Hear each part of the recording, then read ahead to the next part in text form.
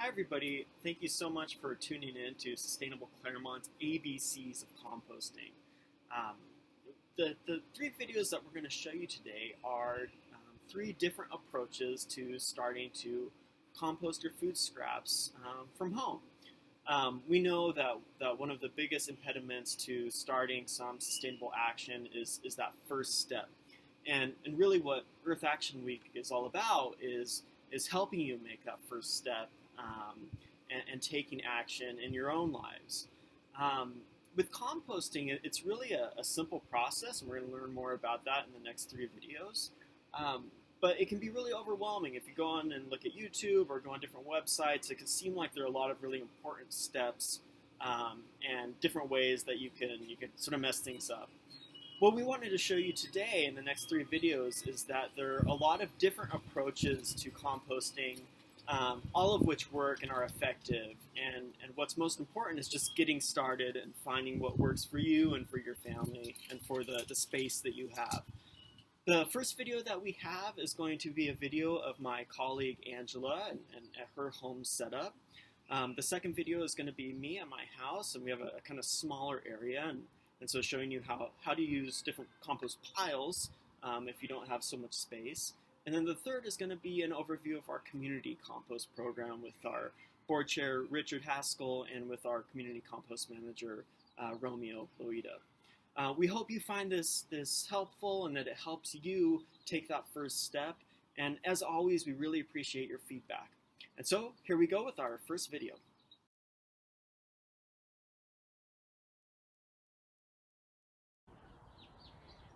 So this is my home composting system here. This system I have three different bins. It's kind of a luxury to have three. Really, I think I could get away with probably just having two. Each of these sections is about, I don't know, a little over 2 feet by 2 feet. And I don't know, it's a little over knee high generally, thigh high. And at any given time, I'm really only actively adding food scraps to one of these bins.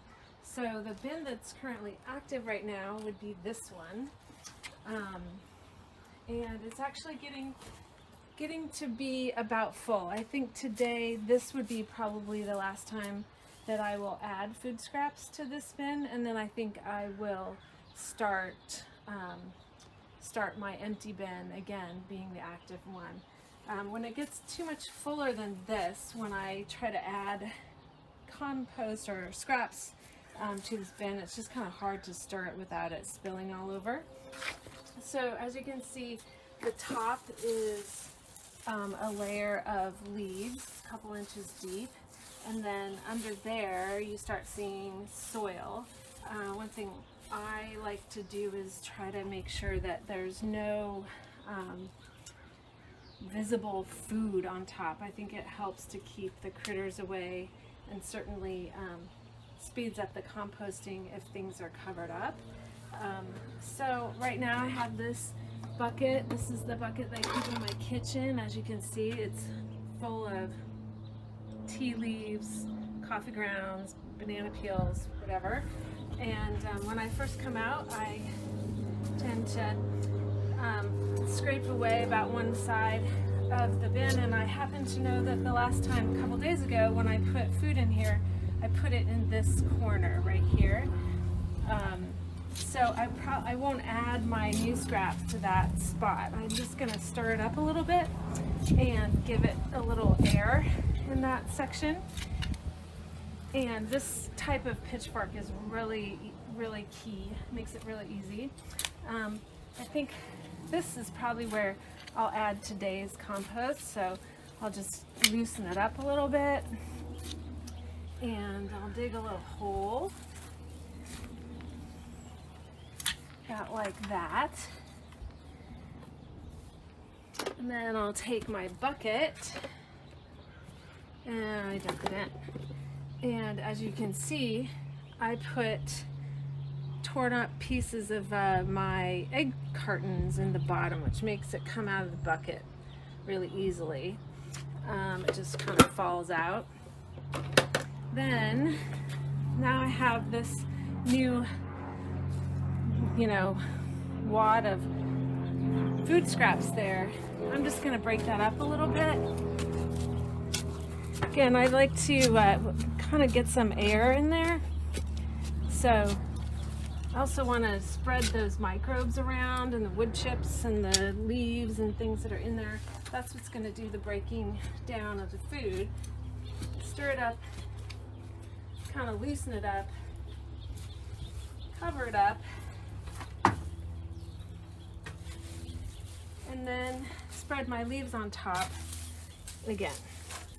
So I just added one of these bucketfuls of food scraps, and I kind of have a recipe, I guess you could call it. So for every bucket of food scraps, I add another bucket of brown material. In this case, I use leaves, and these are from another area of my yard.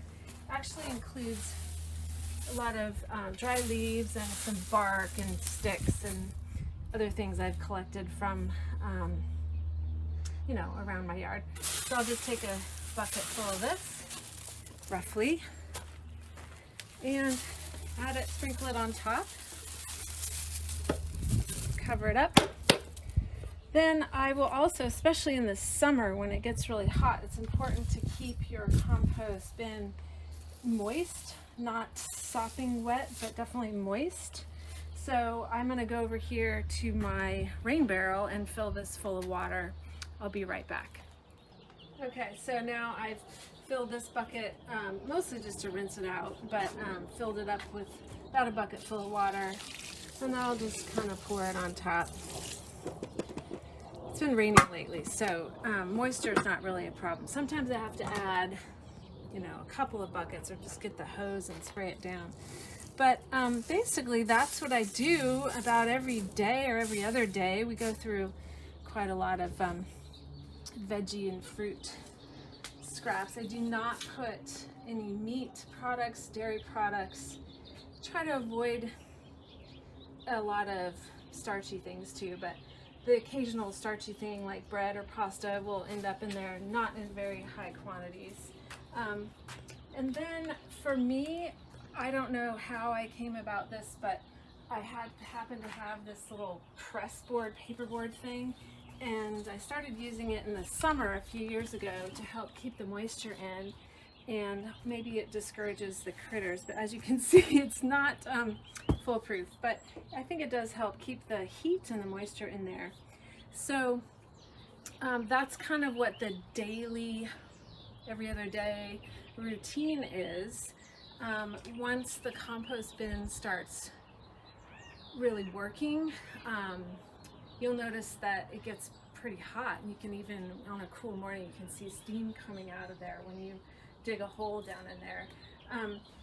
The main key, I think, to knowing that your compost system is working is that it doesn't smell. So at no point during this process did I really smell, maybe a slight whiff of rotting food, but there's no smell.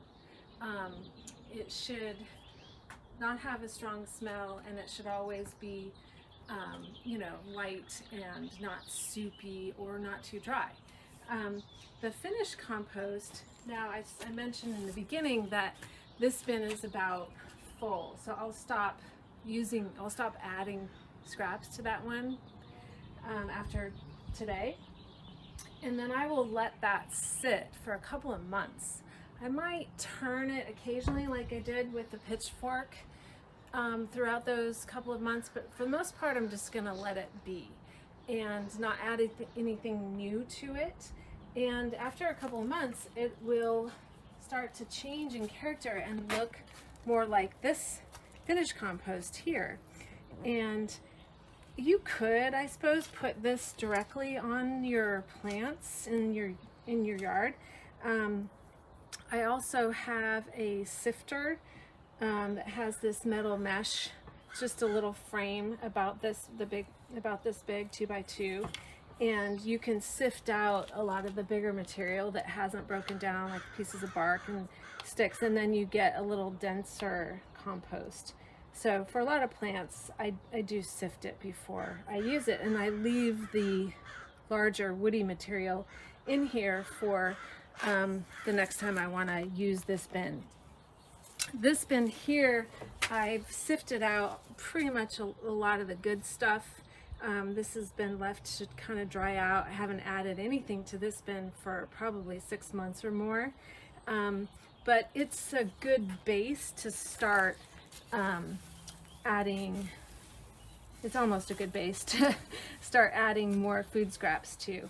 I would probably, before I start adding new food scraps to this, I would definitely add some more brown leafy material and try to raise the moisture content quite a lot. So that'll be for the next time I'm ready to bring my food scraps out. Anyway, it's a wonderful system, and for a family of 4, I think I measured it for a couple of weeks one time. I think we add about 2 to 3 pounds of food scraps per day to this system, and it just magically turns into this beautiful soil. So I highly recommend it.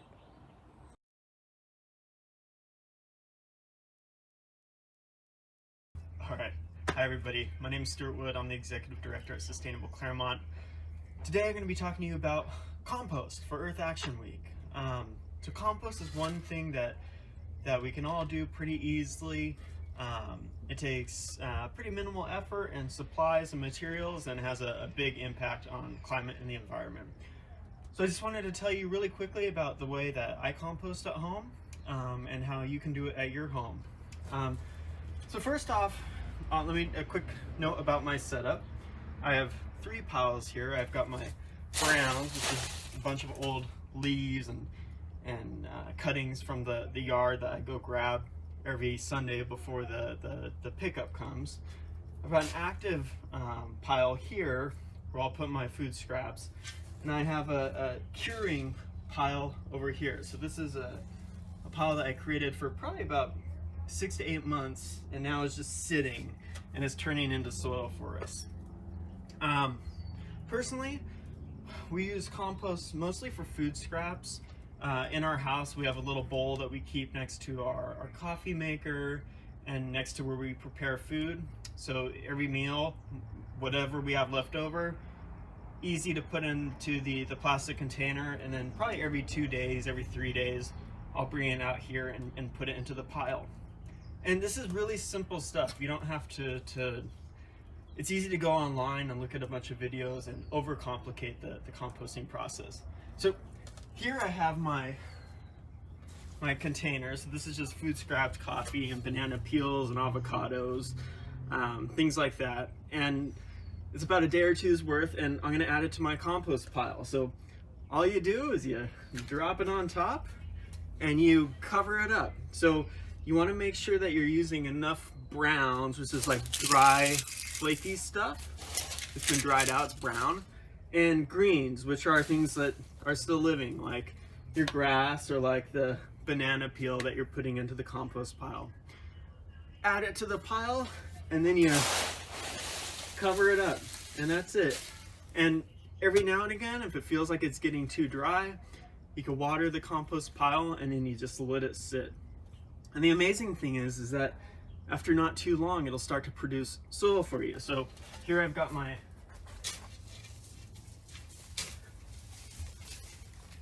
active pile.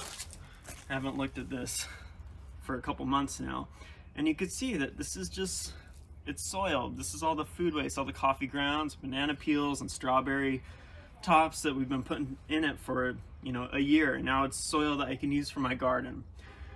Super simple. You can do this at home, and that's my setup. So thank you so much for watching, and looking forward to see how Angela does hers and how others in our network set up their compost system.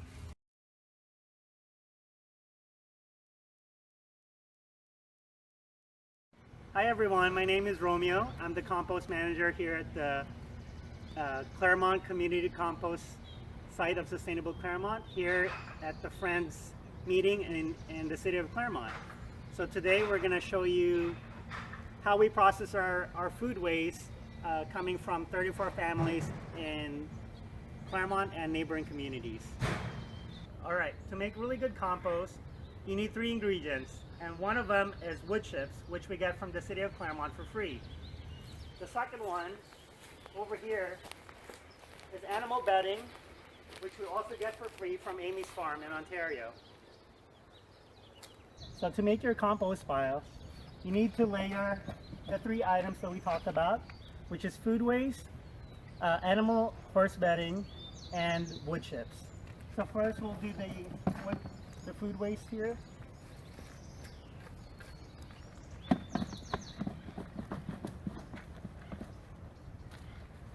So you want a good amount, but not too much.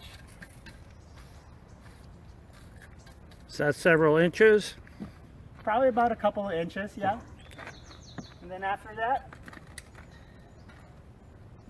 you put your animal bedding and you kind of spread it out evenly.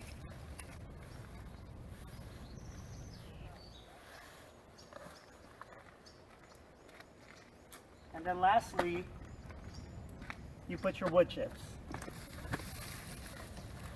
And you do the same, you spread it evenly.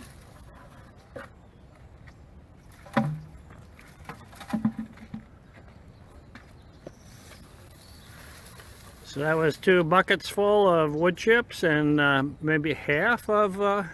About almost a bucket full of the animal bedding. Great. And that's it. So to create your compost, after your initial 8-week period, you'll need to turn your compost pile. And this is one pile that we turned about a week ago or 2 weeks ago. And this one is still reading at 140 degrees.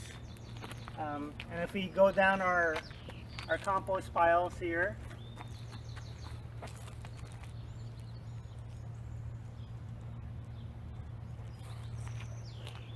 you'll notice that they're all still pretty active. These are new piles that we created in the last 2 months, I would say. And then in these pages here, you'll see the last stages of our piles.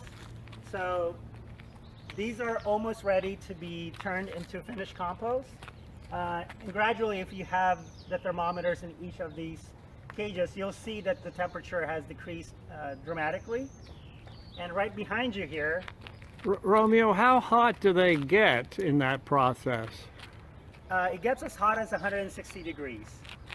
Great. And that's when you know that your pile is good and active and actually doing the process of decomposition. And this is our finished compost. As you can tell, it's fine once you remove the bigger debris and wood chips that did not decompose, which we will actually still use on our future piles. And this is all free for the participants of the program and for people that are avid gardeners in the neighborhood. Thank you so much for watching the ABCs of Composting. We hope that these types of videos help you all take sustainability action in your own lives and help you get started. We always appreciate your feedback. If there are different types of topics you'd like us to cover for dialogues or programs, please do reach out and let us know. Hope you all are having a great Earth Day and a great Earth Action Week, and we hope to see you all soon. Take care.